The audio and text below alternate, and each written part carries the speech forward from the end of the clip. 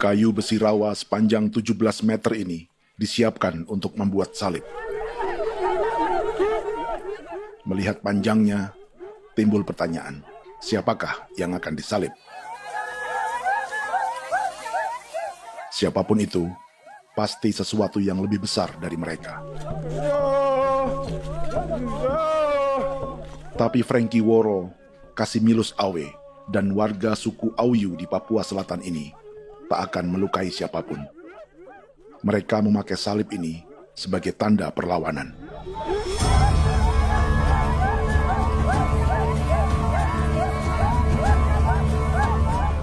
Yang mereka lawan memang lebih besar, yaitu pemerintah Republik Indonesia. Pemerintah sedang mengincar 2,5 juta hektar hutan orang Papua untuk proyek tanaman industri pangan dan energi.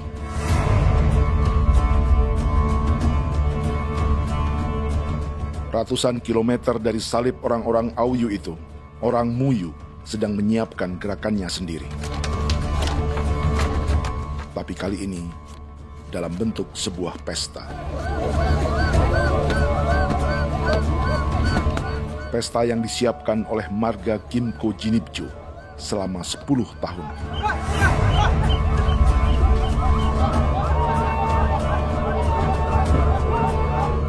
Sosok di marga ini adalah Willem Kimco, orang asli Papua yang tak punya kartu identitas kewarganegaraan manapun.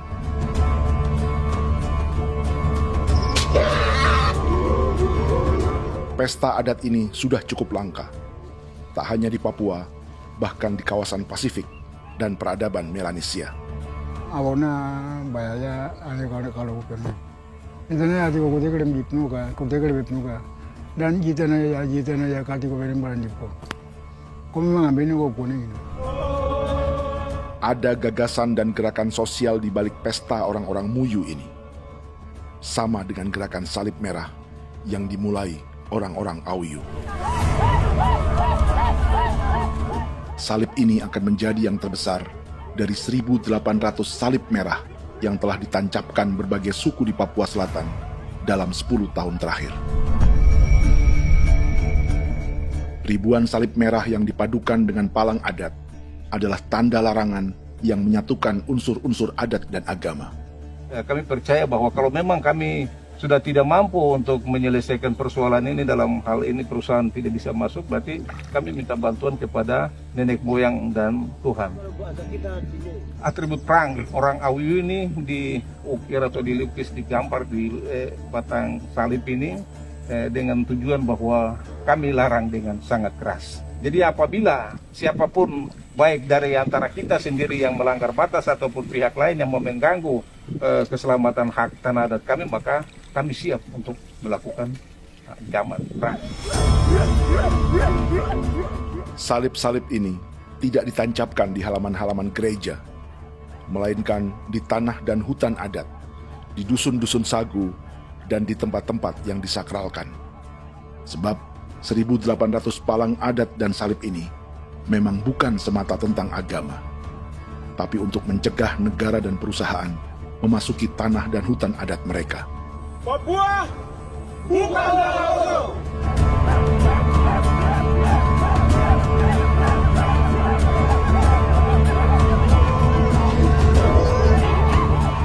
Di zaman TikTok ini, kami ingin menceritakan semua ini lewat film yang pendek.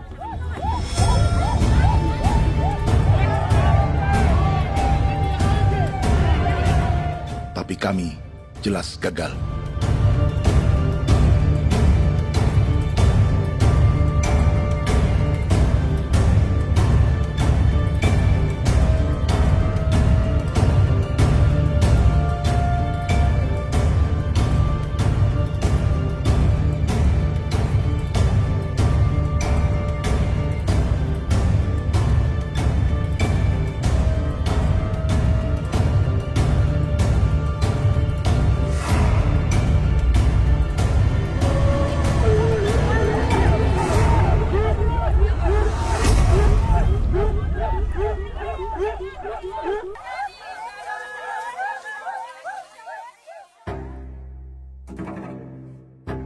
Di planet ini, ada 5 pemilik hutan hujan tropis terluas yang tersisa.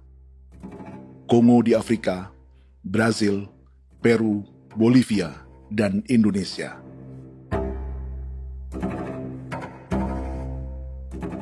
Di Indonesia, satu-satunya pulau yang hutannya masih terjaga adalah Papua, pulau terbesar kedua di dunia setelah Greenland. Lewat sejarah kolonialisme yang panjang, pulau ini kini dikuasai 2 negara. Bagian barat oleh Indonesia yang juga dikenal sebagai West Papua, dan bagian timur menjadi Papua Nugini. Dan tepat di perbatasan ini, di bagian Indonesia, sedang terjadi proyek pemusnahan hutan terbesar di dunia.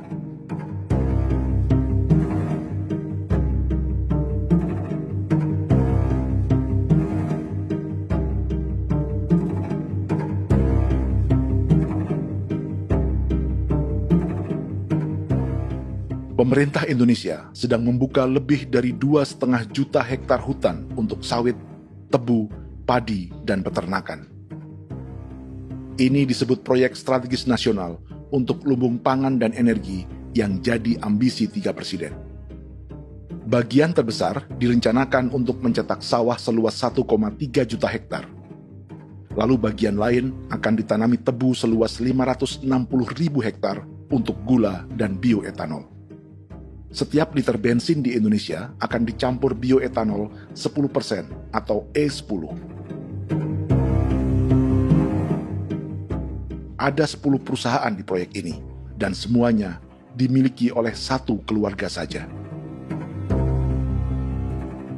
Berikutnya, ada areal sawit seluas 400.000 hektar untuk biodiesel.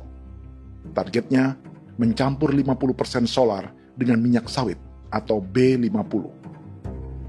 Dan terakhir, pemerintah akan membuka peternakan seluas 380.000 hektar. Jadi, apa yang salah dengan proyek pangan dan energi ini? 5 orang Papua dalam film ini akan menjawabnya.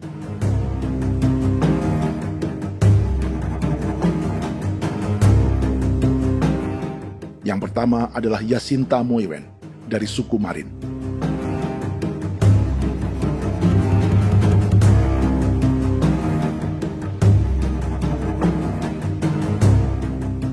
Yasinta dan warga di distrik Ilwayap di Merauke sudah menjadi korban. Hutan dan rawa sebagai sumber pangan dan ekonominya telah dihancurkan.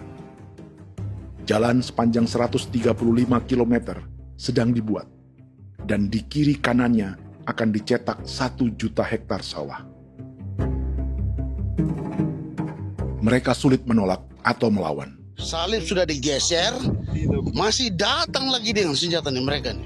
Karena proyek ini juga dijaga tentara. Macam-macam senjatanya.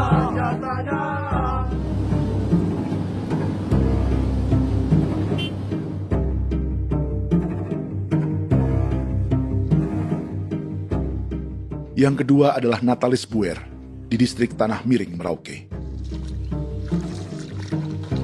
Petani milenial ini merasa ditelantarkan. Sebab setelah hutannya diubah menjadi sawah, sebagian sawah-sawah ini tak tergarap. Orang asli Papua seperti Natalis tak punya modal untuk benih, pupuk, perawatan, hingga ongkos panen.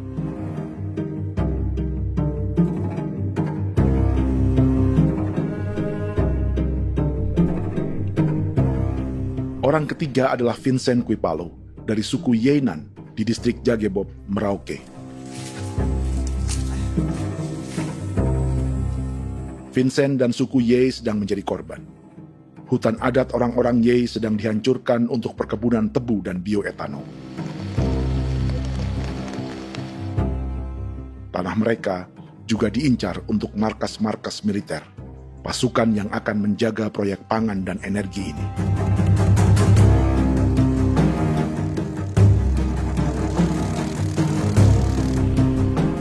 Yang keempat adalah Frankie Woro dari suku Auyu di distrik Fofi, Kabupaten Bovendigul. Hutan dan tanah mereka terancam perluasan perkebunan sawit untuk campuran biodiesel atau B50. Orang-orang dari suku Auyu ini adalah calon korban. Merekalah salah satu pelopor gerakan Palang Adat dan Salib Merah. Meski kadang berseberangan dengan gereja yang mereka anggap lebih mendukung pemerintah dan perusahaan. Mereka bahkan sedang merencanakan gerakan yang lebih besar, dengan salib yang lebih besar. Tanah milik Somu Sobisiba itu bahwa tanah ini diciptakan oleh Tuhan dan memberikan warisan kepada kami. Kami ini hanya hak jaga.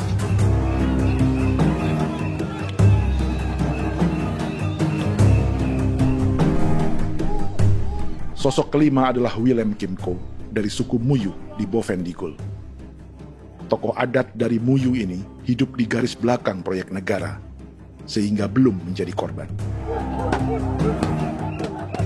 Tapi mereka sedang bersiap menghadapi segala kemungkinan. Tinggal di belantara dan perbatasan membuat sebagian mereka tak punya status kewarganegaraan.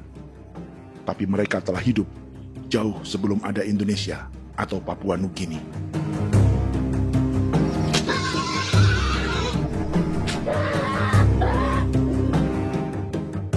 Kelimanya mewakili jutaan orang asli Papua yang sedang terancam eksistensinya. Jika kita merasa kepunahan peradaban Neanderthal di Eropa, Aztec dan Inca di Amerika, atau aborigin di Australia adalah sejarah masa lalu, film ini menceritakan bagaimana pemusnahan sebuah bangsa dan kepunahan sebuah peradaban sedang terjadi di masa hidup kita. Kepunahan bukan karena kerusakan lingkungan dan ruang hidup semata, juga karena dihantam 60 tahun operasi militer.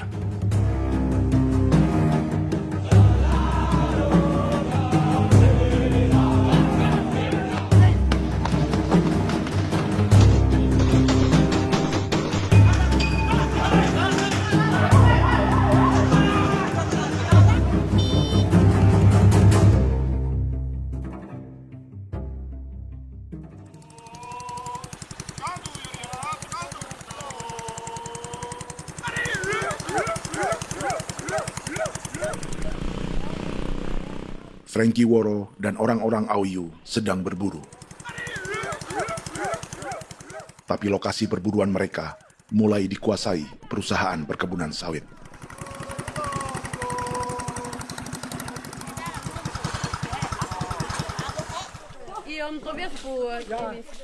Kita akan menuju arah ke Inabusu. Di sana kami akan masuk di wilayah konsesi perusahaan PT Indo Asiana Lestari, dan di situ ya ada survei-survei mereka yang mereka pernah lakukan, tapi juga kami ada lakukan tanda-tanda saksi di sana.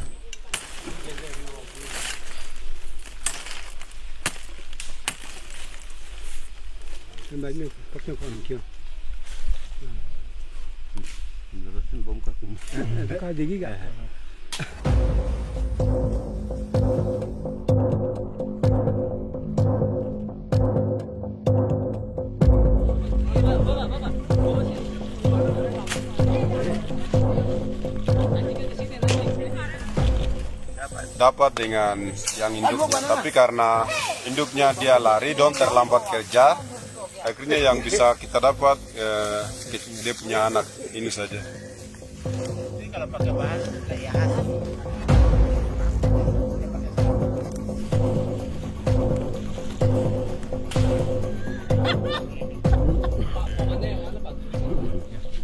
Pohon ini pohon bitanggur, dia punya kayu ini kita biasa gunakan untuk kerja perahu, dan juga kulit depu getanya itu kita pakai untuk kerja ini, panah-panah ini lem, jadikan lem ini, panah-panah. Hutan ini adalah supermarket bagi suku Auyu. Juga lumbung pangan atau bank untuk menyimpan deposito kekayaan alam. Hutan juga tempat yang penuh dengan sejarah suku, situs budaya, dan tempat-tempat sakral. Inilah yang sedang mereka pertahankan dari incaran pemerintah dan perusahaan. Untuk semua alasan ini, mereka menancapkan ribuan salib merah.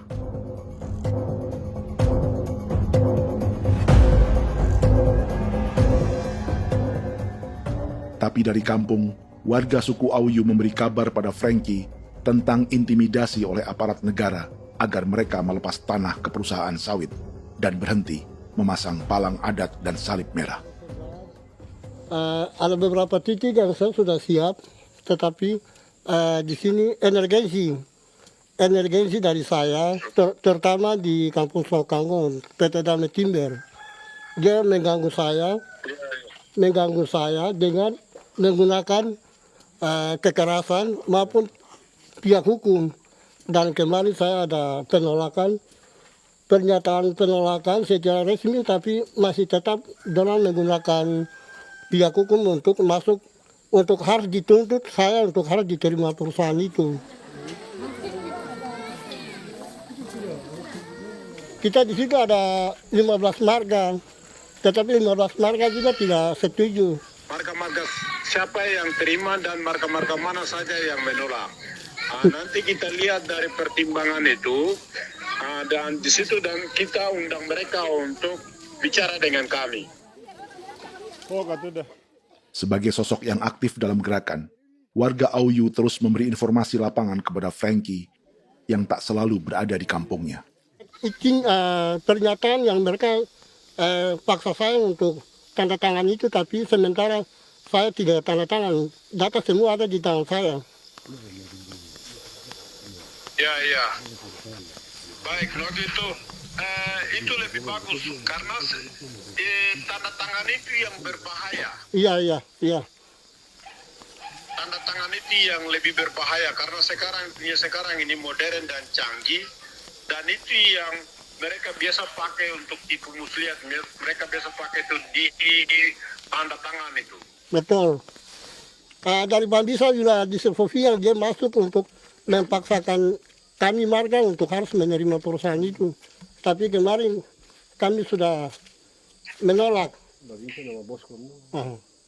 Babisa di sini nama bosku. Itu yang sekarang strategi militer yang sekarang mereka pakai. Jadi yang penting masyarakat itu yang benar-benar mau menolak siap dukung ketua marga siapa yang nanti tampil. Ini adalah peta konsesi sawit untuk biodiesel dalam proyek strategis nasional. Dan di distrik Fofi inilah orang-orang Auyu hidup dari sungai dan hutan. Tapi Frankie di Bovendigul masih lebih beruntung. Setidaknya dibandingkan Yasinta Mowien di Merauke yang sudah kehilangan hutan dan rawanya.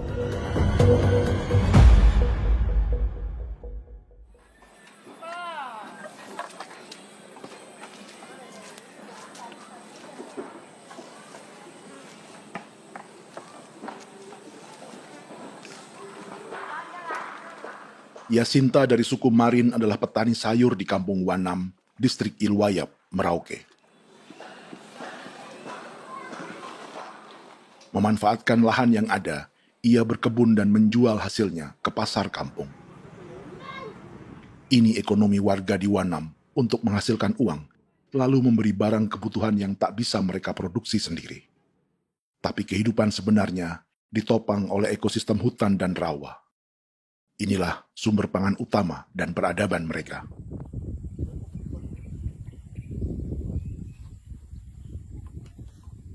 Namun ketenangan ini diusik ketika tiba-tiba pada Mei 2024, di Pelabuhan Wanam datang ratusan alat berat untuk proyek pangan dan energi pemerintah.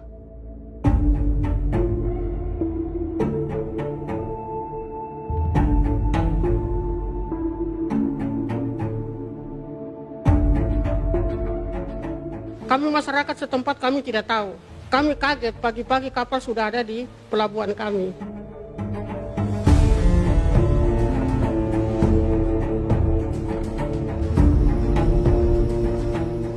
Yasinta Mowien atau Enrika Gebze dan warga lainnya tak pernah diajak bicara atau dimintai pendapat. Seakan-akan Papua adalah tanah kosong. Kita suka kaget yang dong bawa turun alat berat dong bawa turun, kita kaget masyarakat. Dorang subongkar itu kayu-kayu.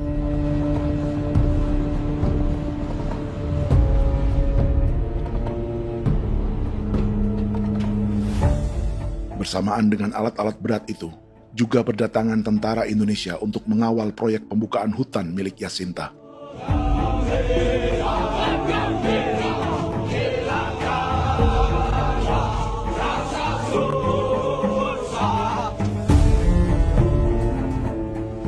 Ribu alat berat didatangkan dari Cina ke Papua oleh perusahaan bernama John Lin Group sebagai kontraktor pemerintah. Ini disebut sebagai pesanan eskavator terbesar di dunia dengan nilai 4 triliun rupiah. Misinya membuka hutan dan rawa milik orang Marin, salah satunya untuk membangun jalan sepanjang 135 km. Sementara di kiri kanannya akan dicetak sawah yang ditargetkan seluas 1,3 juta hektar. Jalan berupa garis lurus ini bukan rute tradisional ekonomi masyarakat. Jalan ini akan menghubungkan kawasan perkebunan sawit dan tebu di sebelah timur, juga untuk mobilisasi pasukan militer.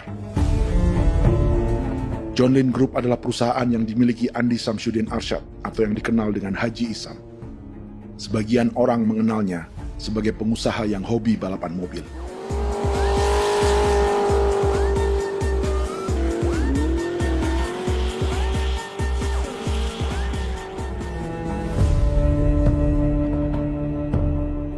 Tapi di Kalimantan, ia berbisnis batu bara, perkebunan sawit, pengolahan karet, penerbangan, perkapalan, dan biodiesel. John Lin Group kini juga menjadi pemilik perkebunan tebu dan pabrik gula terbesar di Indonesia. Sayapnya melebar dari Kalimantan hingga ke Bombana, Sulawesi Tenggara. Perkebunan tebu, pabrik gula, dan industri bioetanol inilah yang juga sedang dikembangkan di Papua. Foto ini adalah momen ketika Isam bersama kerabatnya, Menteri Pertanian Amran Sulaiman dan Menteri Pertahanan Syafri Samsudin meluncurkan program biodiesel atau B50 di Kalimantan Selatan. B50 artinya setiap 1 liter solar, 50%-nya akan dicampur minyak sawit. Perusahaannya, PT John Lin Agroraya, menjadi salah satu pemainnya.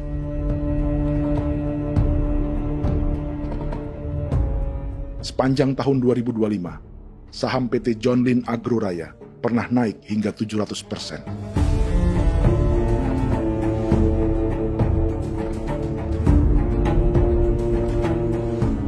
Perusahaan sawitnya yang lain, PT Pradiksi Gunatama, sahamnya bahkan pernah naik 4.000% hanya dalam 1 tahun. Dari harga saham ini saja, nilai kekayaan keluarga Isam diperkirakan mencapai 100 triliun rupiah lebih, menjadikannya salah satu keluarga terkaya di Indonesia dan salah satu pemain penting industri bioenergi. Dan di Papua Selatan inilah sebagian sawit-sawit untuk mendukung program B50 akan ditanam. Inilah tanah orang-orang Wambon, Muyu, Marin, Yei, atau Auyu seperti Frankie Ward.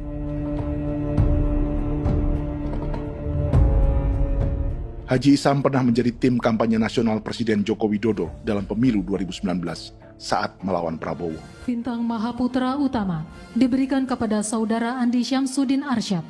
Beliau berjasa luar biasa dalam mendorong pertumbuhan ekonomi daerah maupun nasional. Setelah menjadi presiden, Prabowo memberi gelar kehormatan Bintang Mahaputra Utama pada Isam.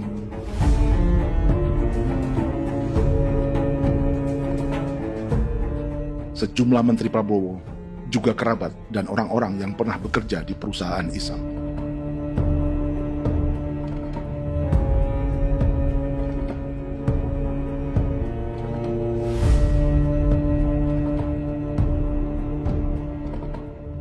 Lawan sebesar inilah yang sedang dihadapi Jacinta di kampung Wanam, Merauke.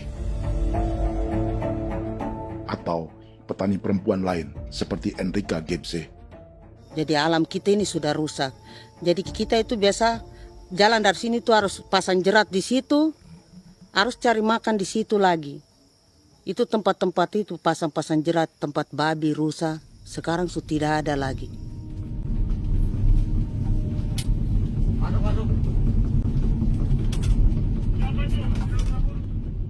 Rekaman ini memberi gambaran bagaimana Kasuari kehilangan rumah di bekas hutan dan rawa yang telah dibabat.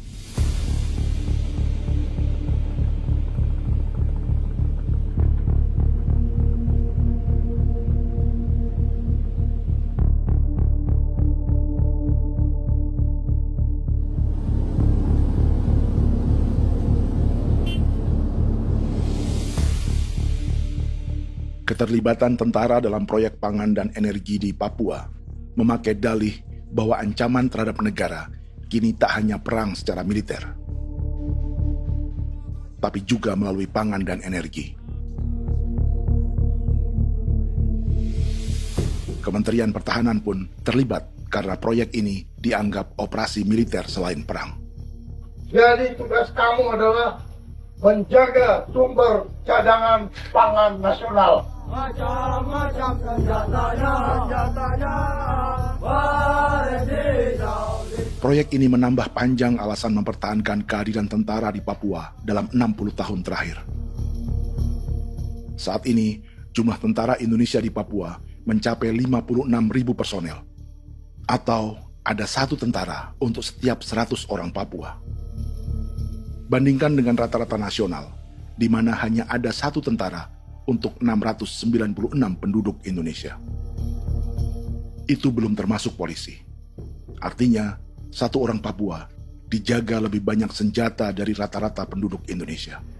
Tanah dan hutan diambil secara sepihak untuk kepentingan pembangunan batalion dan bandar antariksa. Ini bentuk perampasan masyarakat. Penolakan kehadiran markas-markas militer terjadi di sejumlah tempat di Papua. Tak hanya karena trauma dan ketakutan, juga karena mengambil tanah-tanah adat.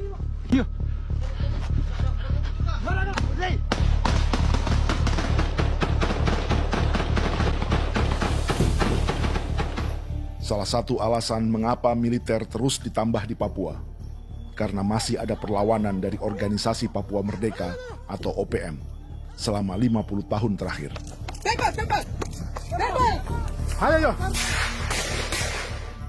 Tapi kekuatan militer OPM diperkirakan hanya 1.430 personel dan 360 pucuk senjata. Selebihnya, mereka menggunakan senjata tradisional.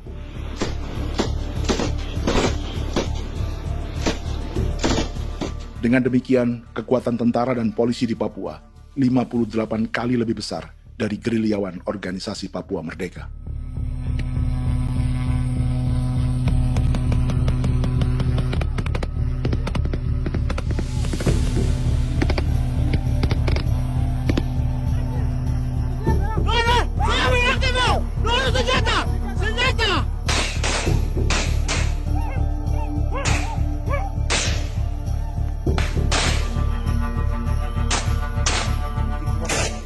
Sebagian tentara berada di garis depan pertempuran, tapi sebagian besar lainnya terlibat operasi non-tempur menjaga proyek pemerintah dan investor swasta.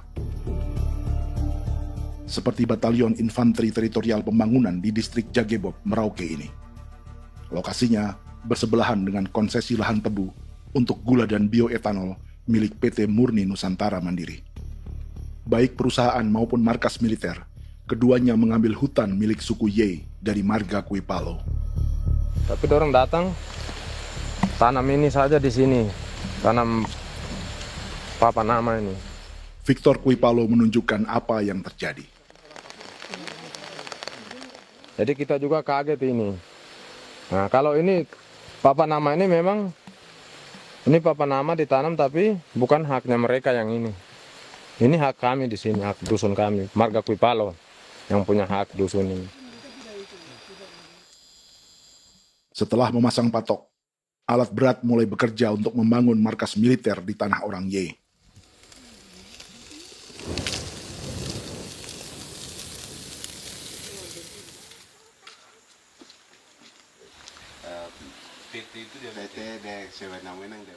Kehadiran markas militer mengkhawatirkan warga yang pernah mengalami trauma. Takut kenapa? Kalau macam yang awal macam sekarang bu kampung hidup ini kan aman. Terus kenapa harus didirikan korem di sini? Bukankah dengan adanya Korem semakin aman ada tentara di sini? Kalau untuk kampung kayaknya tidak bisa aman kalau ada tentara, paling masyarakat dipukul itu ini. Kalau kampung hidup begini malah saya sejahtera dan saya punya masyarakat. Apa pernah ada pengalaman buruk sebelumnya dengan tentara di daerah sini? Ada yang cerita waktu pos-pos di sini tuh di 13, 12 itu zaman katanya Patimura. Memang kasihan. Malah kita punya orang ini yang dianiaya betul, dipukul. Disuruh kerja bakti tidak mau atau lama mencari, namanya kita pangkur sagu itu butuh waktu 1 minggu. Kalau lama begitu ya paling diseret apa pukul itu. Operasi militer Indonesia di Papua dimulai tahun 1962 lewat Operasi Trikora. Tapi perlawanan bersenjata pertama di Papua baru dilakukan tahun 1965 di Manokwari. Nanti tanggal 1 Mei jam 12.30 pemerintahan di Irian Barat mutlak akan jatuh di tangan.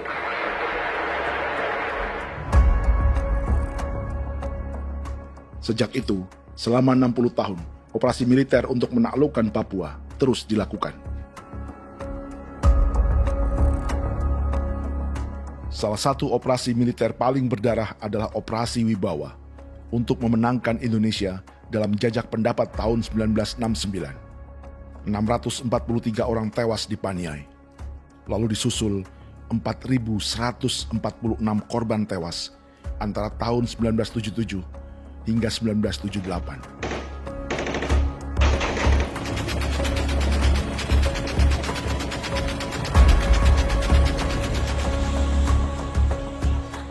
Operasi militer ini menimbulkan gelombang pengungsian hingga kini.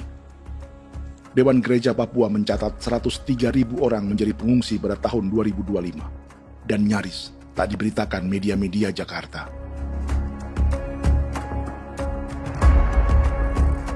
Jumlah pengungsi terbesar tercatat di Nduga yang mencapai 20.000 jiwa. Banyak di antaranya yang sedang hamil, seperti Jubiana, salah satu pengungsi Nduga. Takarik mesti kagi be muguruk berselari namen wane gosel bigari me egirik munene an nimbo mesle berselar nene wam darik lek prak de oi gore bangal no so ndak lo yo nandam me anet ndang no gat de nanen di ko nerwa membri wal marwa egirik munene wa tri mbel no semana ngal siak ya ber kumbit nyak masala orena me wo sulu rina men wani go semane kuman nak wani wani ndemo lo ndak misalina me bre go lo nak no semana ne be minute waru ra kana bi ndige war de mino pragit de laina bulan maret april yana mana kantan barak na lire na bamne Jubiana lalu menamai anaknya pengungsi Kogoya. Selain Jubiana, juga ada Emma dari Maibrat yang melahirkan di hutan. Sampai di kampung gini, katanya bilang ada tentara yang bangun jembatan. Saya capek itu juga pun masih tahan. Kembali lagi ke hutan lagi. Itu sampai saya jatuh di tengah jalan. Orang sampai terbanting di kayu semuanya. Berasa sakit. Gitu. Melengkapnya tuh Domika Serli, pengungsi Wako. Masyarakat sipil dari kampung Aitrem sementara mengungsi karena kampungnya sementara dikuasai oleh TNI Polri. Seratusan ribu pengungsi di Papua saat ini jauh melampaui jumlah yang mengungsi ke Papua Nugini tahun 1984, yaitu 10.000 orang karena menghindari operasi militer.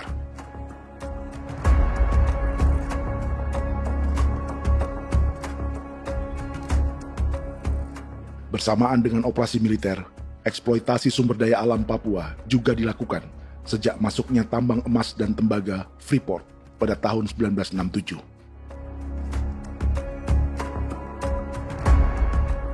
Disusul perkebunan sawit awal tahun 1980-an. Lalu ada perburuan buaya untuk diambil kulitnya. Sebelumnya, ada eksploitasi gas alam di Teluk Bintuni, pencarian besar-besaran kayu gaharu, atau pembukaan hutan tanaman industri. Ini belum termasuk perburuan dan perdagangan ikan arwana di selatan Papua, penebangan kayu merbau dari hutan-hutan Jayapura, emas di Blok Wabu Intan Jaya, bahkan nikel di pulau-pulau kecil Raja Ampat. Dan kini, dalam skala yang belum pernah terjadi dalam sejarah, Papua dipaksa mencetak sawah, tebu untuk bioetanol, dan sawit untuk biodiesel.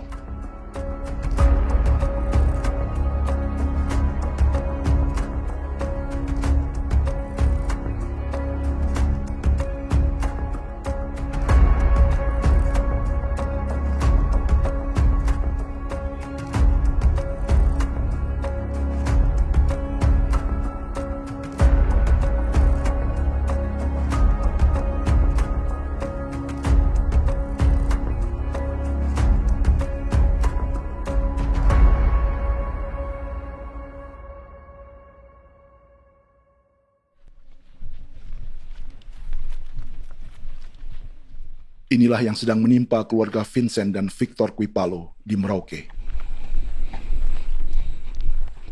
Hutan mereka diambil untuk markas militer dan industri perkebunan, PT Murni Nusantara Mandiri. 1 dari 10 perusahaan yang diberi konsesi untuk menanam tebu dan memproduksi gula serta bioetanol seluas 52.000 hektar.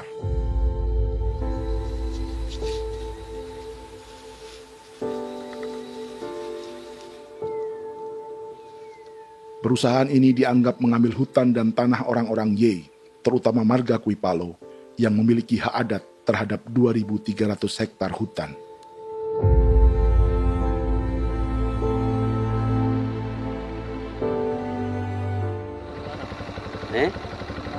Tentara? Tentara. Oh iya, tentara.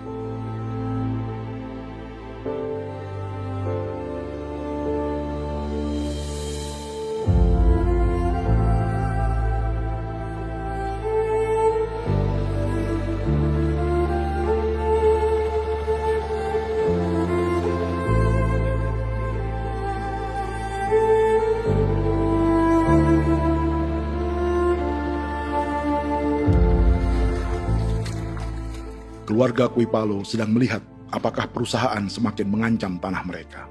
Dan kekhawatiran itu terbukti. Iya, makanya tadi saya bilang ini dari sini saja dekat ini sudah masuk di dalam ujung lapang ini. Ini hutan, yang ini hutan yang dorong ada bongkar sekarang ini. Ini sudah punya alat tuh dekat ini. Dekat sekali ini.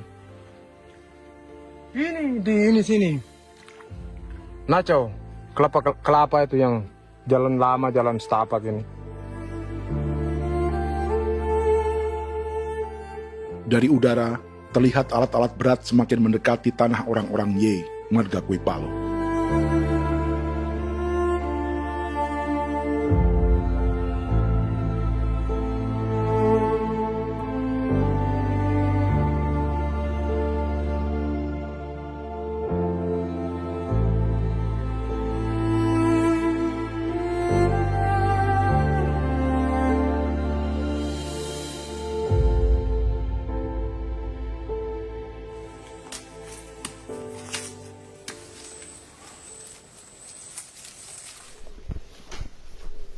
Keesokan harinya, Victor dan kerabatnya memberi tanda cat merah di pohon-pohon yang berada di batas tanah mereka.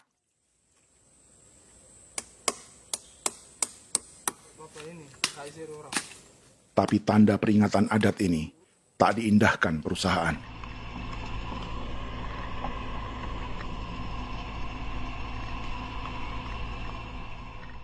Dua bulan kemudian, perusahaan tetap memasuki tanah marga Kuipalo. Sama-sama. Kami manusia, kau lihat. Tapi sudah sakit hati sekali saya kasih tahu adik. Ini sama baik ini kalau pikiran berubah lagi. Kami juga punya tangan, hanya beda rambut. Mister itu juga. Baik. Sudah.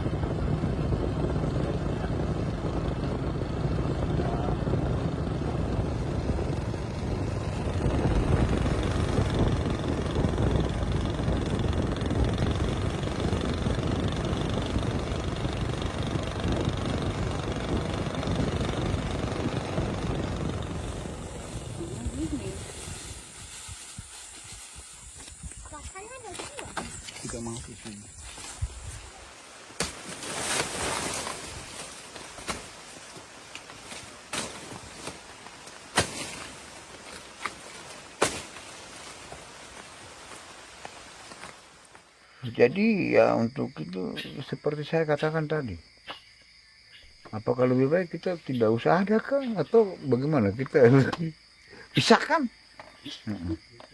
pisahkan dari negara ini kah? Jangankan tuh, saya kemarin bicara sama Daniel, datang sama saya dengan persoalan Kodam ini. Saya bilang, Pak Daniel, kalau lebih baik saya ngungsi ke Papua Nugini. Dia bilang, aduh Bapak jangan begitu. Ya memang, kalau tidak bisa menghargai kami, lebih baik pilihan yang itu yang saya memilih. Lebih baik saya pindah dari sini. Saya mengungsi ke Papua Nugini, di negara tetangga. Masih di long. Apa?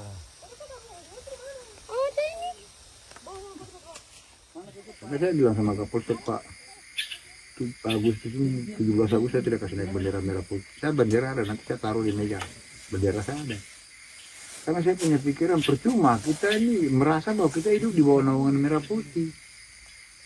Ternyata merah putih tidak lindungi kami. Tidak anggap kami sebagai kami rakyatnya. Dia lambang negara. Dan kami menghargai lambang negara itu. Ternyata lambang negara ini, kita bernaung di bawah lambang negara ini, kita tidak dilindungi. Hak kita tidak dihargai.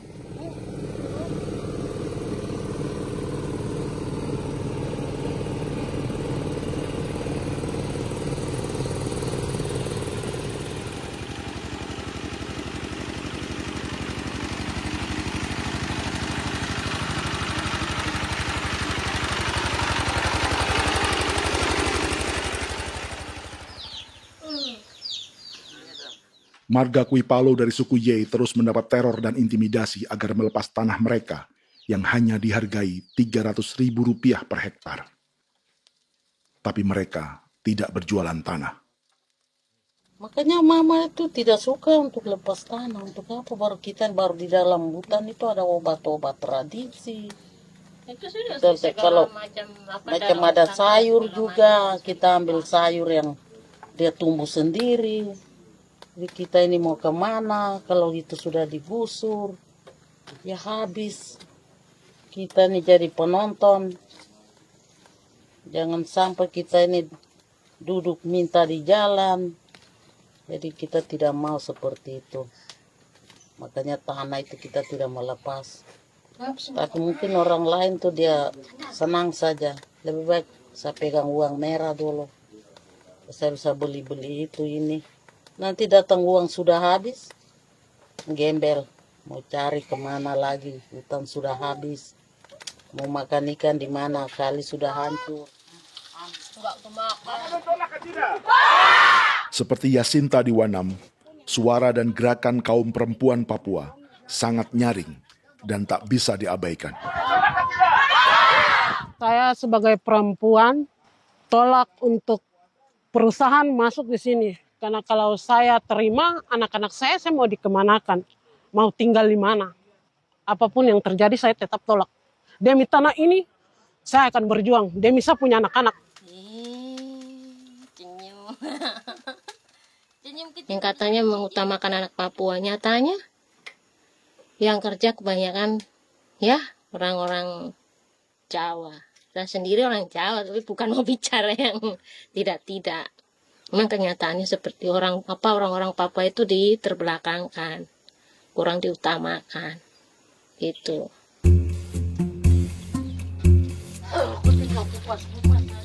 Proyek food estate seperti mencetak sawah, bukannya tak diikuti warga Papua.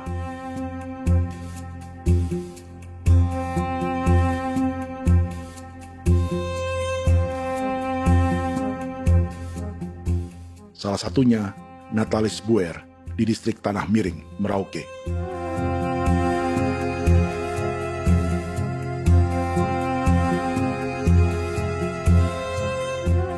Setelah menghabisi hutan, pemerintah Indonesia mencetak sawah untuk tanaman padi karena beras mulai menjadi makanan pokok menggantikan sagu. Sebagian besar penggarapnya adalah warga transmigran yang datang sejak era 1980-an. Bahkan petani transmigran sudah ada sejak Belanda membuka proyek padi kumbe di distrik Kurik. Lokasi yang sering jadi langganan pejabat Indonesia memamerkan sawah di Papua. Tapi Natalis juga ingin belajar menanam padi atau bersawah. Namun ia kesulitan karena dibutuhkan modal untuk benih, pupuk, hingga pemeliharaan dan panen. Lalu sawah-sawah ini pun mulai dikuasai pendatang.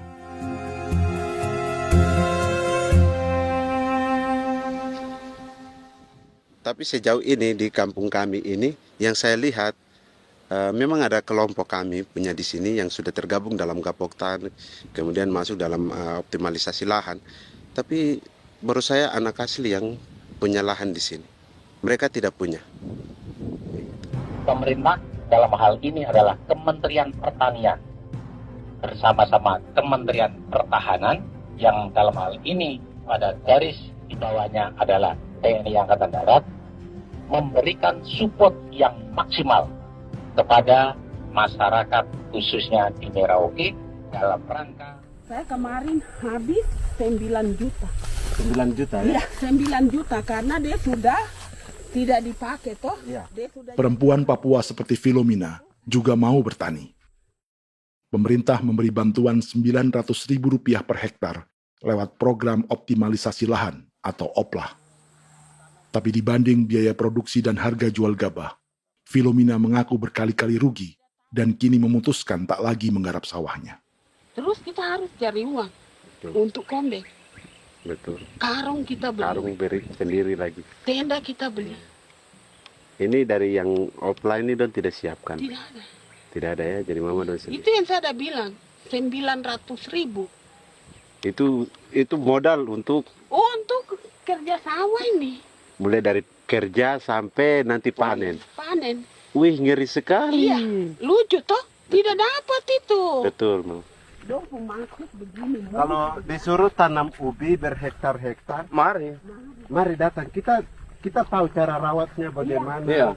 Tanamnya bagaimana, tanam model bagaimana supaya hasilnya model begitu. Kita tahu. Kalau yang ini kan kita baru belajar. Sebagian hutan milik warga Senayu di Merauke sudah dibuka untuk sawah dan kebun tebu oleh PT Global Papua Abadi. Proyek pertanian ini dikerjakan oleh Kodim Merauke. Mereka melepas sebagian tanah karena ingin belajar bertani. Saya punya nenek moyang tidak ajar saya tanam padi. Tapi saya mau berubah. Generasi saya yang berikut ini besok lusa tidak bisa makan pisang, sagu. Namun program optimalisasi lahan yang dijanjikan dengan berbagai bantuan tak dirasakan Filomina.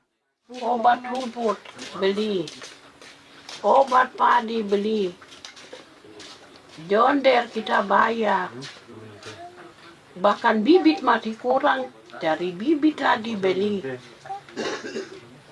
Jadi saya memang kalau program pemerintah saya sama sekali saya tidak suka. Baku tipu saya.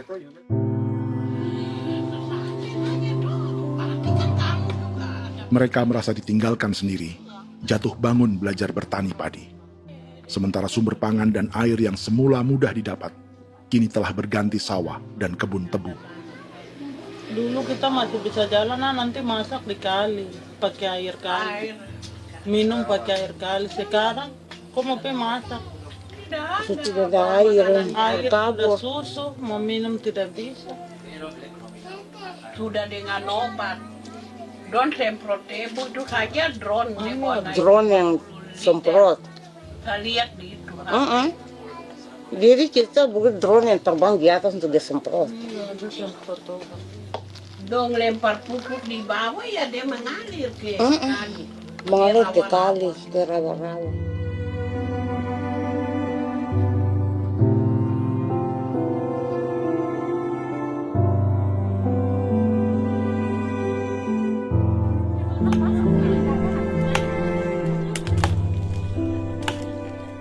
Seperti pertanian sawah bagi orang Bali atau Toraja, bagi orang Auyu dan suku-suku lainnya di Papua Selatan, sagu juga bukan semata tentang pangan.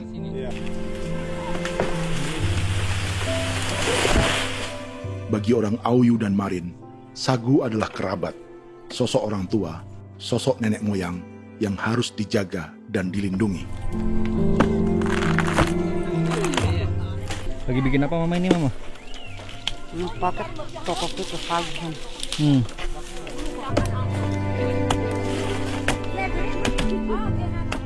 Kami diingatkan oleh leluhur, sagu itu tidak boleh digusur dan tidak boleh diganggu dengan cara apapun, dan di dalam rangka kepentingan apapun tidak boleh. Kamu harus bela, bahkan sampai nyawa pun harus menjadi taruhan demi membela keselamatan pemberangan sagu di atas tanah.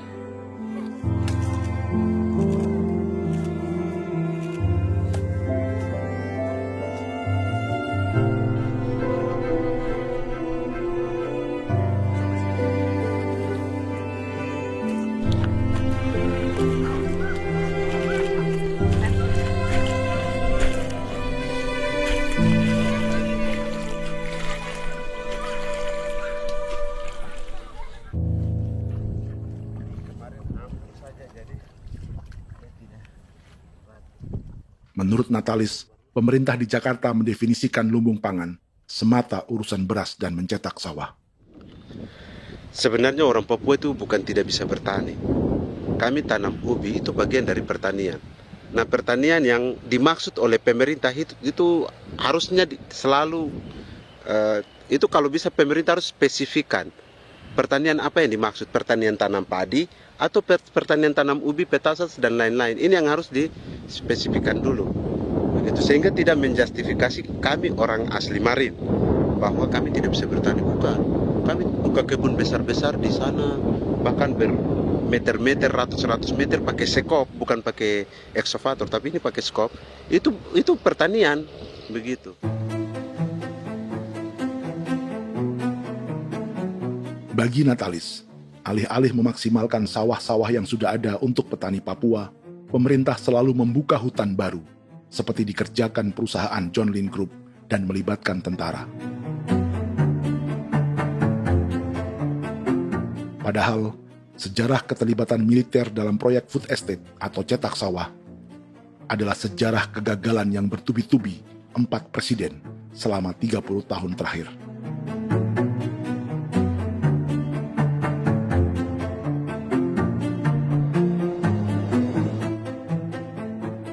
Papua bukan yang pertama menjadi proyek lumbung pangan yang melibatkan tentara.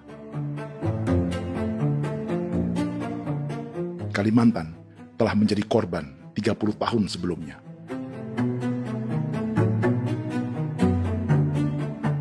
Ini adalah bekas hutan yang sudah dibuka di Pulang Pisau, Kalimantan Tengah. Tahun 1996, di era Presiden Jenderal Soeharto, ia menghabisi 1 juta hutan di lahan gambut untuk mencetak sawah demi memenuhi ambisi swasembada beras, bukan swasembada pangan. Hutan tropis Kalimantan dihabisi dalam skala yang belum pernah terjadi dalam sejarah. Di bawah rezim militeristik, tak ada yang berani melawan keinginan Soeharto, termasuk orang Dayak seperti Kuneng. Nggak bisa jalangi itu. Nggak boleh jalangi. Ya kalau ada kata-kata aja menghalangi, sudah kita diseret ke kepolisian dulu. Atau bisa langsung di PKI-kan. Iya, di PKI-kan gitulah. Jadi kita tuh nggak berani apa-apa dulu tuh. Apa maunya aja. Misal bilangnya A. Setahun setelah pengundulan hutan skala besar itu, tahun 1997, untuk pertama kalinya Kalimantan mengalami kebakaran lahan dan kabut asap terbesar dalam sejarah.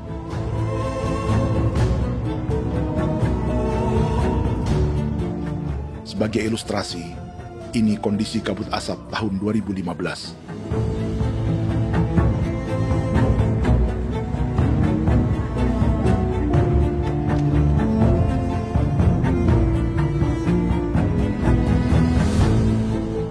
Proyek 1 juta hektar sawah Jenderal Soeharto itu gagal. Bendungan dan saluran irigasi mangkrak hingga kini. Mei 1998, rezim Soeharto tumbang, 2 tahun setelah ia menumbangkan jutaan hektar pohon di Kalimantan. Setiap tahun, lokasi ini menyumbang kebakaran dan kabut asap yang merugikan jutaan orang. Sawah yang berhasil di Kalimantan justru bukan sawah yang dibangun Jenderal Soeharto, melainkan yang dirintis para transmigran sejak era 1980-an. Sawah-sawah inilah yang ikut digarap oleh militer di era Presiden Joko Widodo. Dan hasil dari proyek food estate Presiden Jokowi itu sama sekali jong nih, nggak ada harapan lagi sudah seperti ini. Tapi Jokowi terus memperluas area food estate hingga 16.000 hektar. Presiden Jokowi juga menyerahkan urusan lumbung pangan ini kepada Prabowo yang saat itu menjadi Menteri Pertahanan. Salah satunya di Kabupaten Gunung Mas, Kalimantan Tengah, untuk membuka perkebunan singkong seluas 31.000 hektar.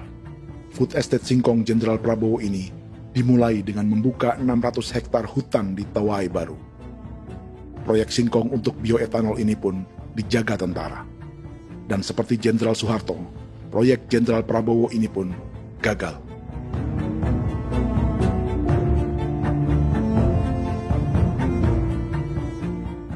Dengan reputasi ini, Joko Widodo dan Prabowo justru sedang membuka 2,5 juta hektar di Papua.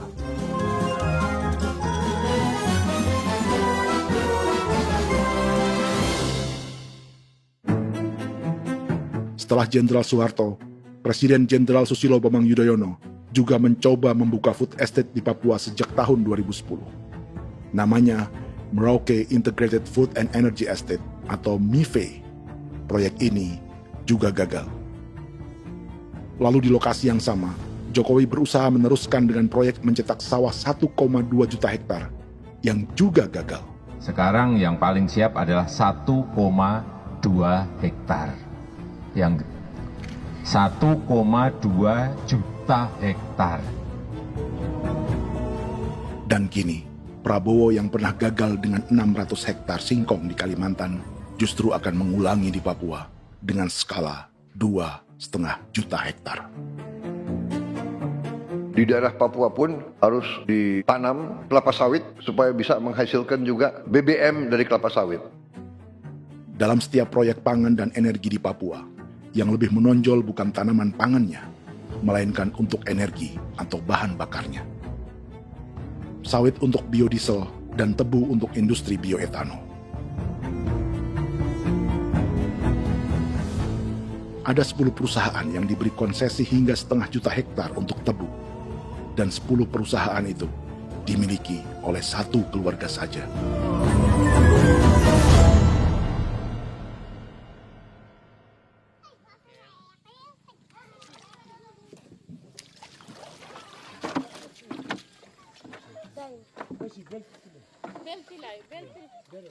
Para perempuan Auyu di Bovendigul akan berangkat memancing.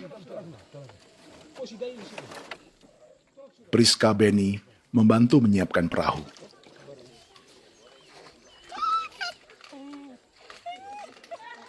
Mereka akan mengumpulkan bahan pangan di hutan untuk persiapan acara penancapan salib merah berikutnya.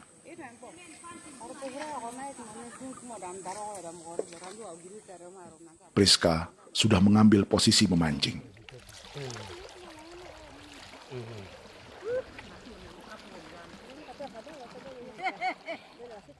.800 salib merah telah dipasang di wilayah adat berbagai suku di Papua Selatan untuk menghalau perusahaan sawit dan tebu.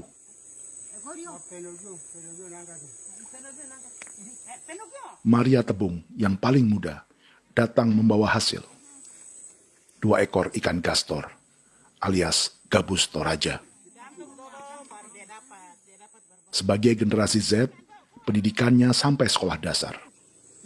Di perusahaan perkebunan seperti sawit atau tebu, ijazah SD hanya bisa menjadi buruh kasar. Tapi ia tak tertarik. Karena kita hidup itu dari alam, kita pancing, juga di darat, bawa anjing, terus bikin pagar sagu, dapat babi, bawa baru kita makan. Jadi kita tidak mau perusahaan masuk. Sementara, Priska Beni masih mencari peruntungan. Tapi baginya, menjadi nelayan di Sungai Fofi masih lebih baik daripada bekerja 9 tahun di perkebunan sawit. Sudah pengalaman, jadi kita tidak mau lagi. Sudah berapa lama ketika kerja itu? Selama di sana. 9 tahun di sana. 9 tahun? Saya baru pulang dari perusahaan. Selama 9 tahun kerja di sawit, bisa punya rumah kah? Atau Tidak. motor kah? Tidak. Johnson kah? Tidak. Cuma makan saja. Pendapatan juga kan tidak lebih. Habis dimakan.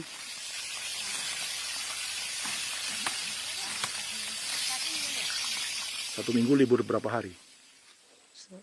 Tidak libur. Minggu tetap kerja? Tetap kerja. Tidak bisa ke gereja? Hari Minggu kerja. Jadi Dia tidak mengenal agama perusahaan itu. di grup perusahaan sawit Korindo, Priska digaji 2 juta rupiah per bulan dan tinggal di mes karyawan. Tapi gaji itu dipotong bahan makanan atau BAMA rata-rata 1 juta rupiah setiap bulan. Korindo adalah grup perusahaan yang salah satu usahanya adalah hutan tanaman industri dan sawit di Bovendigul dan Merauke. Di Papua, mereka memakai bendera PT Tunas Sarwa Ema. Perusahaan ini pernah memberi bantuan pada Keuskupan Agung Merauke. Keuskupan Merauke belakangan mengeluarkan pernyataan mendukung proyek strategis nasional di Papua. Umat Katolik yang memprotes sikap gereja tersebut ditangkap polisi. Jadi selama 9 tahun tidak bisa nabung? Tidak. Makan saja. Makan saja. Makan saja. Menabung bagaimana? Keperluan banyak. Tidak sampai. Habis di anak-anak uang sekolah. Uang 1 juta itu mana sampai. Mau nabung juga tidak cukup. Sudah pengalaman, jadi kalau di sini perusahaan mau masuk tidak.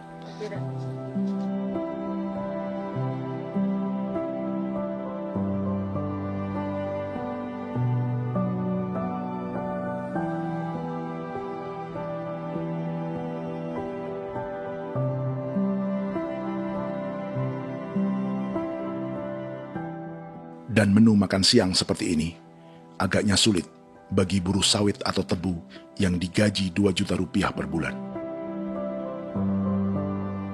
Generasi Z seperti Maria Tebung atau generasi milenial seperti Priska Beni punya matematika ekonominya sendiri.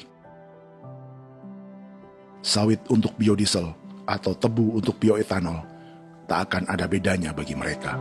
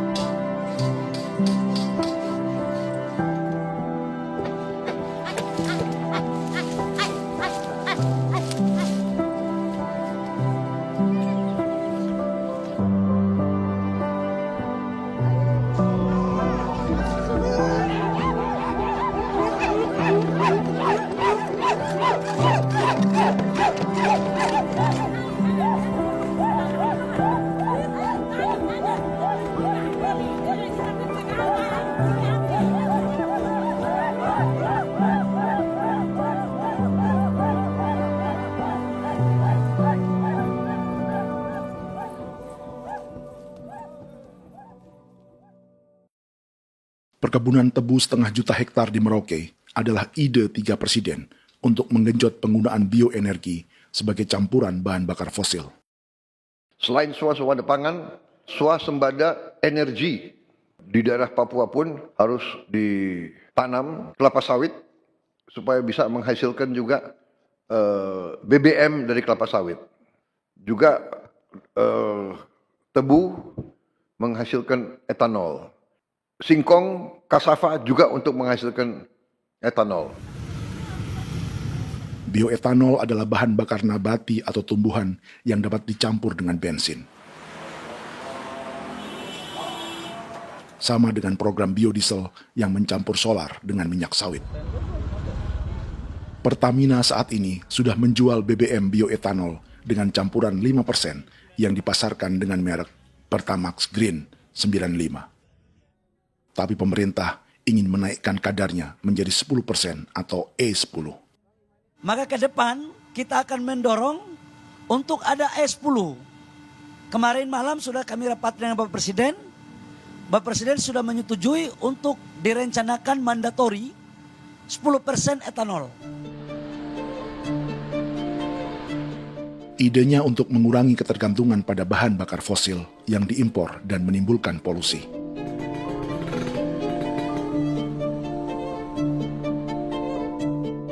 Tapi bioetanol bukannya tak mengorbankan lingkungan, hutan, rawa, dan manusia. Karena program E10 membutuhkan 7,3 miliar liter bioetanol, maka lahan yang dibuka untuk menanam tebu bisa mencapai 1,3 juta hektar. Sementara saat ini, luas perkebunan tebu di Indonesia hanya 500 sampai 600 ribu hektar. Artinya, butuh lahan baru hingga 800 ribu hektar untuk menanam tebu. Dan 500 ribu hektar diantaranya sedang dibuka di Papua. Hutan yang tadinya untuk menumbuhkan pangan berubah jadi tanaman untuk bahan bakar di jalanan. Kecepatan pulihnya hutan beradu dengan jumlah dan kecepatan kendaraan di jalanan.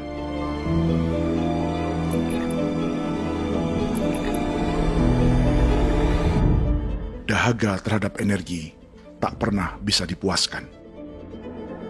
Setelah minyak sawit untuk biodiesel, dunia kini merambah singkong, jagung, dan tebu untuk bioetanol. Benua Amerika, Eropa, sebagian Afrika, hingga separuh Asia kini mulai memakai bioetanol sebagai campuran bahan bakar.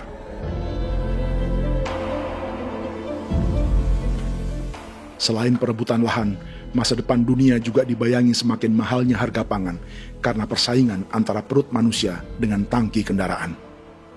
Ini adalah lokasi perkebunan tebu dan bioetanol PT Murni Nusantara Mandiri yang mengancam tanah Vincent Quipalo dan orang-orang Ye di Merauke. Beberapa kilometer di selatan adalah PT Global Papua Abadi yang mengancam tanah orang-orang Muyu dan Marin. Dua perusahaan ini adalah bagian dari 10 perusahaan yang mendapat konsesi lahan untuk tebu dan bioetanol di Merauke. Batas konsesi mereka bahkan sama dengan batas negara Indonesia dengan Papua Nugini. Salah satu ciri bahwa peta konsesi ini dibuat di Jakarta dari atas meja. Sama seperti kolonial Inggris dan Belanda ketika mereka membagi Pulau Papua dengan garis lurus pada abad 19. Seakan Papua adalah tanah kosong. Bedanya, meski peta konsesi ini mengatur batas 10 perusahaan, tapi perusahaan-perusahaan ini sebenarnya dimiliki oleh satu keluarga saja. Ini nama 9 dari 10 perusahaan tebu dan bioetanol di Merauke, Papua. 99% saham mereka dimiliki sebuah perusahaan bernama PT Merauke Nusantara Manis. Sementara 1% sisanya dimiliki PT Merauke Gula Mandiri. Tapi saham kedua perusahaan ini dimiliki PT Merauke Sugar Group. Dan perusahaan ini 90% sahamnya dimiliki pengusaha bernama Angelia Bonaventure Sudirman, serta perusahaan bernama Zico Trust dan Resource Harvest. Lalu 10% lainnya dikuasai PT Papua Energi Abadi, yang pemiliknya adalah Dudi Christian dan Angel Madeline. Sekarang, mari kita lihat siapa mereka. Angelia Sudirman adalah keponakan dari salah satu konglomerat sawit Indonesia, Martias Fangiono. 9 perusahaan di Papua ini berada di bawah bendera Merauke Sugar Group. Dan Merauke Sugar Group hanya satu dari 7 grup perusahaan milik keluarga Fangiono.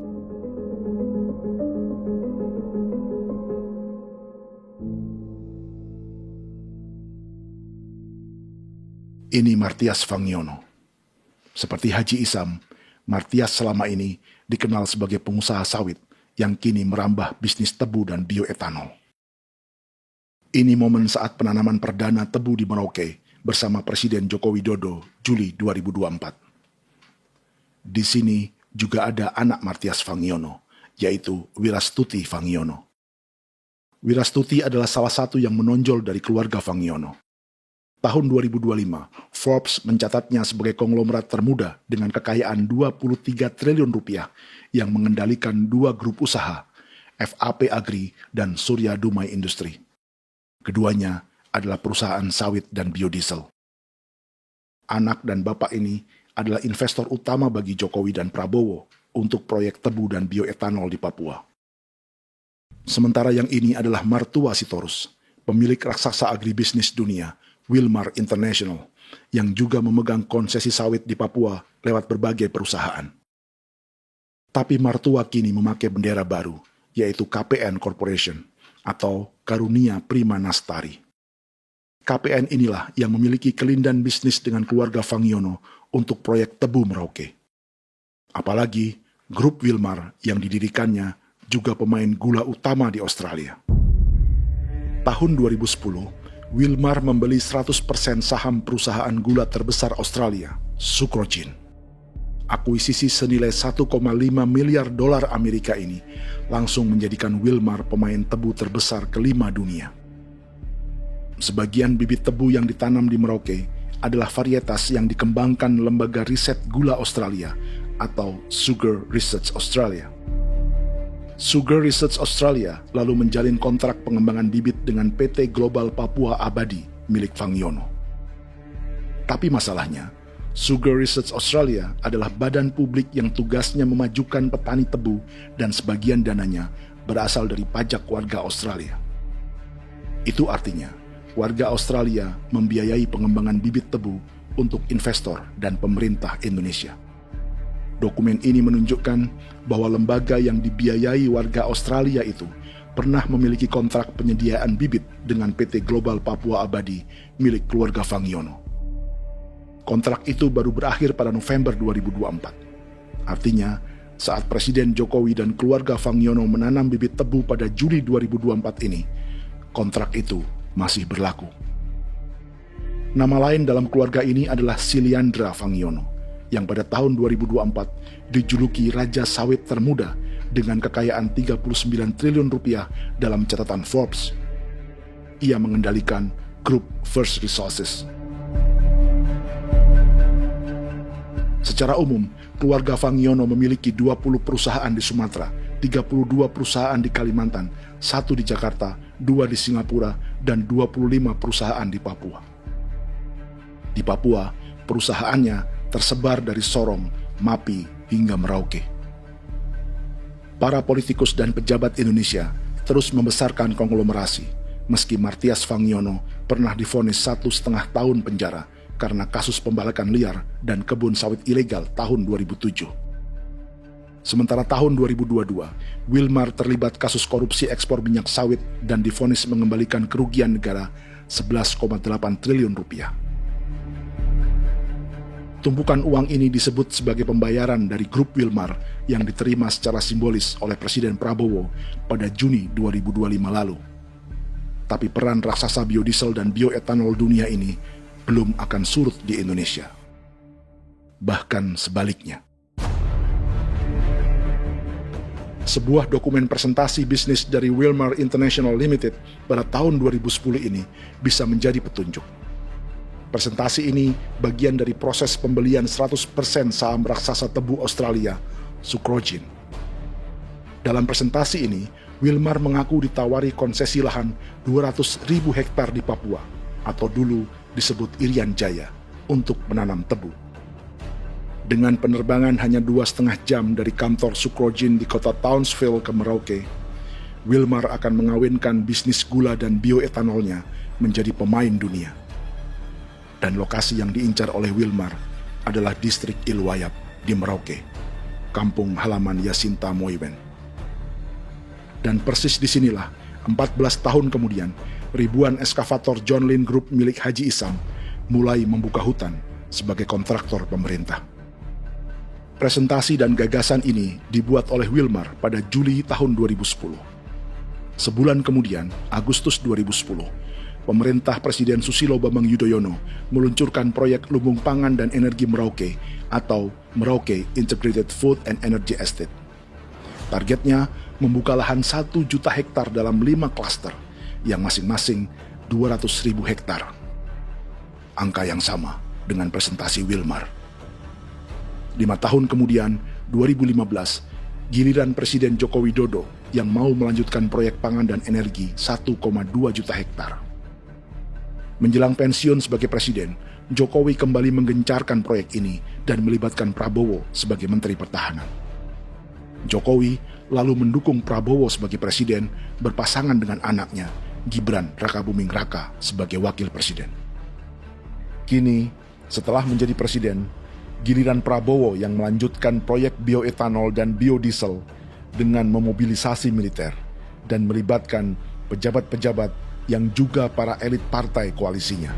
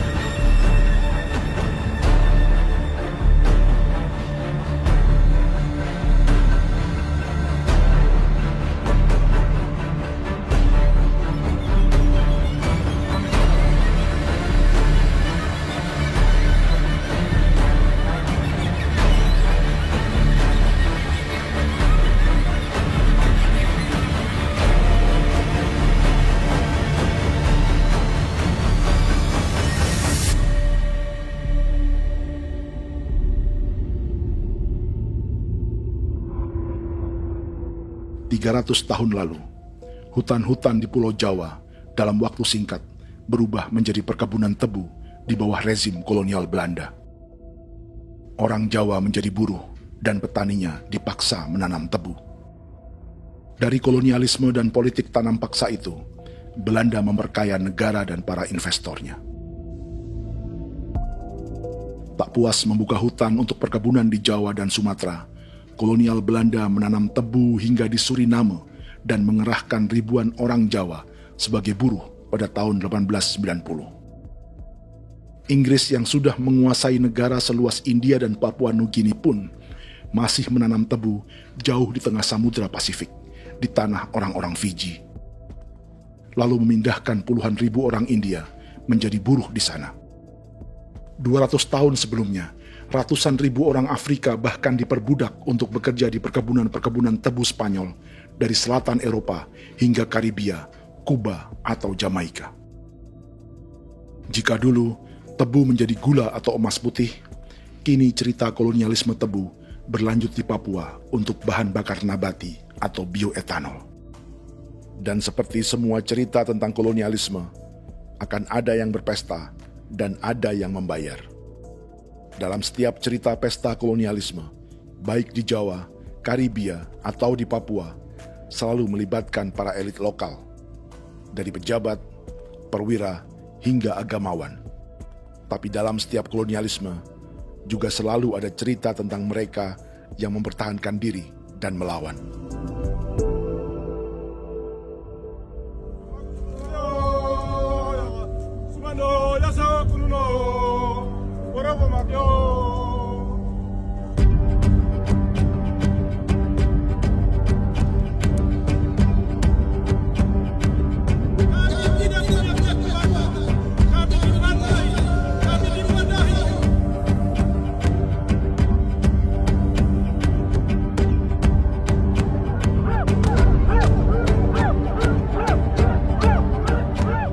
Dalam sejarah Gereja Katolik banyak pemimpin-pemimpin yang adalah tanda petik itu adalah Judas-Judas juga.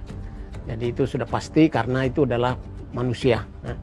Satu sisi sebagai manusia dalam perjalanan digoda, apalagi ada dalam posisi-posisi jabatan ya mungkin banyak tawaran-tawaran lain, lalu disitulah terjadi pergeseran keberpihakannya kepada misi gereja tadi itu untuk umat, untuk mereka yang tertindas. Orang kirim eksavator, orang kirim tentara, orang kirim polisi. Pukul kami bukan pencuri, kami tidak pernah mencuri orang barang. Kami tidak pernah menangis ke orang lain. Kami tidak pernah menangis ke kita bapak mama, kami menangis kepadamu. Tuhan kami lemah. Sudah tahu. Di dalam hijau di kuiera. Orang lain datang ke bangsa kami, ke wilayah kami untuk kasih habis kami.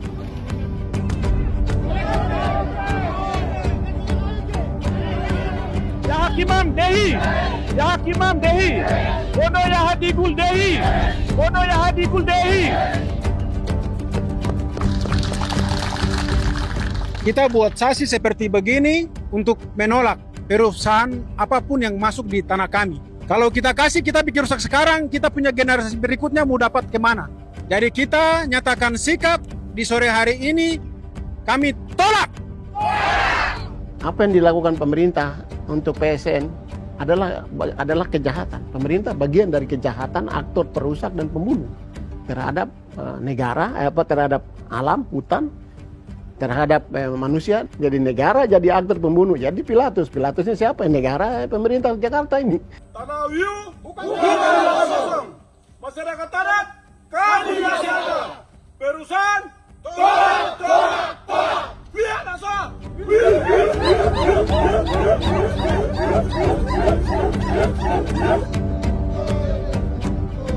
Jika tanah adat dan hutan adat hilang, kami mau hidup di mana? Maka di sini saya mau bilang, negara jangan tipu-tipu kami lagi.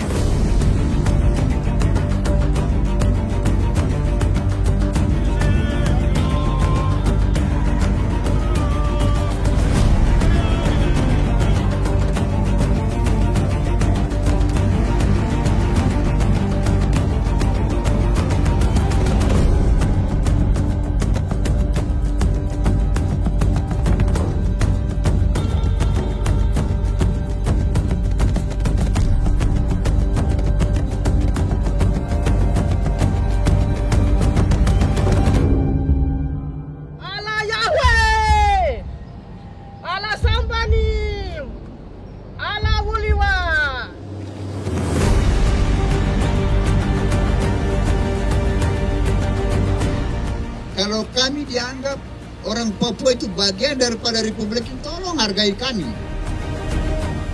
Dengan adanya PSN, PT John Hindrook yang sudah menerobos tanah kami dan hutan kami, merusak alam kami.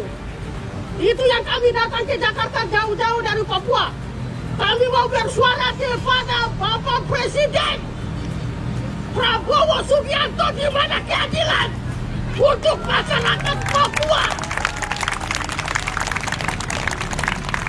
Tolong lihat masyarakat Papua yang sudah mati. Kami bersepakat menyatakan, 1. Gereja-gereja di Indonesia mendukung masyarakat adat yang menolak proyek strategis nasional di tanah Papua. 2. Gereja-gereja di Indonesia menolak militerisme dan otoritarianisme di Indonesia.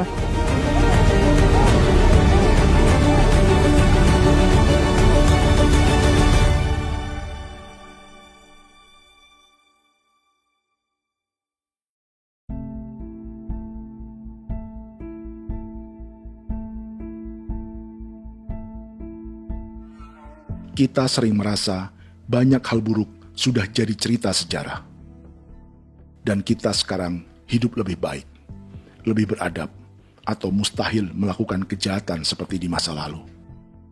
Kita tidak lagi menghukum mati orang dengan memenggal kepalanya. Kita menembaknya atau menyuntik racun agar tertidur dan mati. Tapi ada hal-hal yang tak berubah.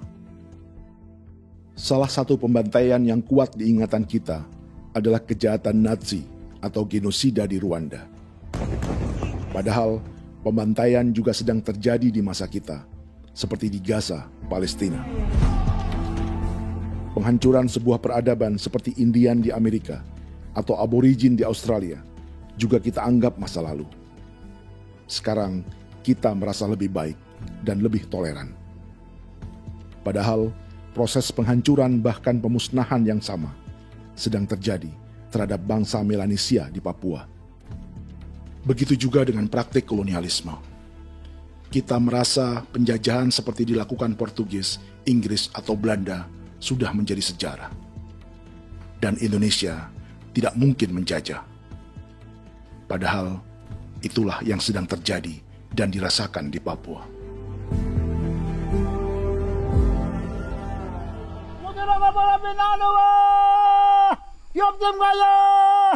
Kaotang Maya, Upaka Maya, anak dia mana namanya? Jalannya sejarah ini disadari Willem Kimco di pedalaman Bovendigol, Papua. Hidup terpencil dan tak tersentuh urusan negara bukan berarti selalu aman.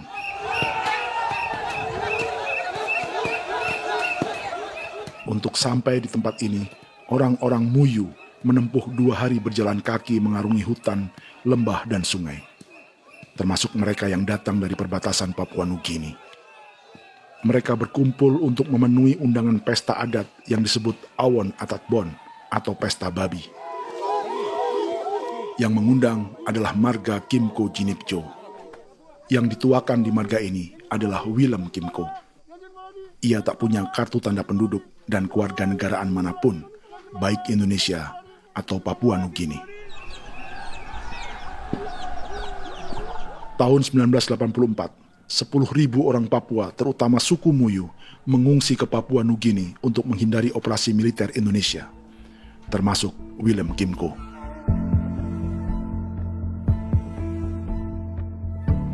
Apa yang membuat pesta adat ini istimewa? Apa bedanya dengan acara serupa yang dihadiri pejabat, tokoh agama, LSM, atau yang direkam oleh kru televisi dan konten kreator? 13, 14, 18. Pertama, untuk membuat pesta babi, orang Muyu perlu persiapan selama 10 tahun. Sebab, babi-babi yang akan jadi bagian dari pesta ini tak boleh dibeli, alias harus dipelihara sendiri. Babi-babi ini bukan bantuan pejabat pemerintah, gereja, atau LSM.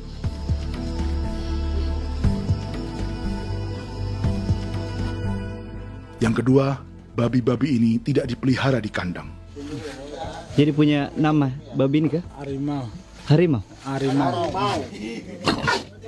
Dia kulit dengan ini bulu di harimau, macam harimau begitu yang kasih nama harimau. Setelah diberi nama, mereka dilepas liarkan di hutan sejak kecil.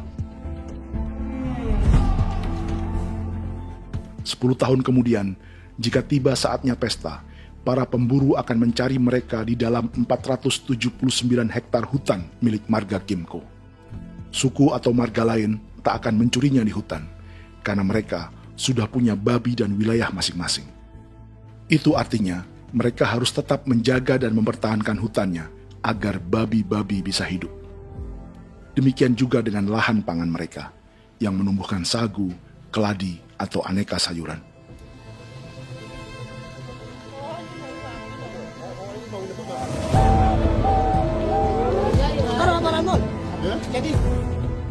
Yang ketiga, dalam Awon Atatbon atau pesta babi, binatang ini tidak dimakan secara gratis. Setiap marga atau klan dalam suku Muyu akan membayar jerih payah tuan rumah menjaga hutan dan memelihara babi.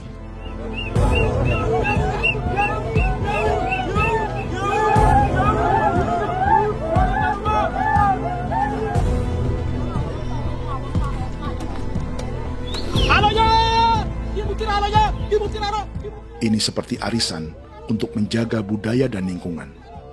Bagian dari budaya dan ekonomi timbal balik yang ditandai dengan siklus memberi dan menerima.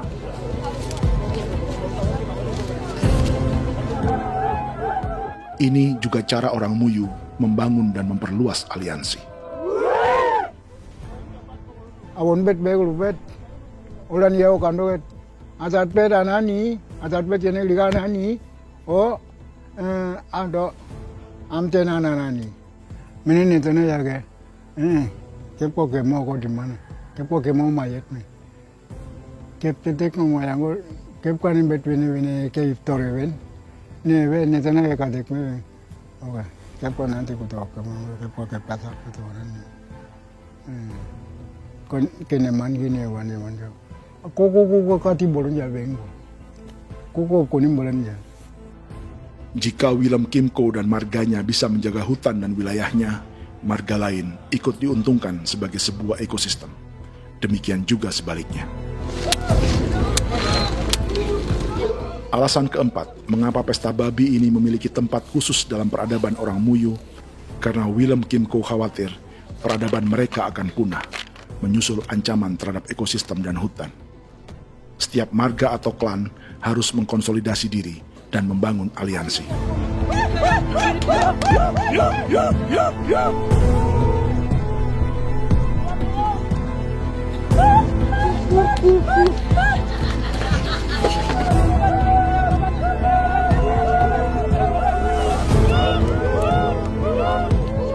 Kekhawatiran Willem dan orang-orang Muyu tak berlebihan. Ruang hidup mereka bersinggungan dengan proyek bioetanol dan biodiesel pemerintah Indonesia. Mereka juga tahu apa yang telah dan sedang menimpa suku lain seperti Auyu di Bovendikul atau Yainan dan Marin Anim di Merauke.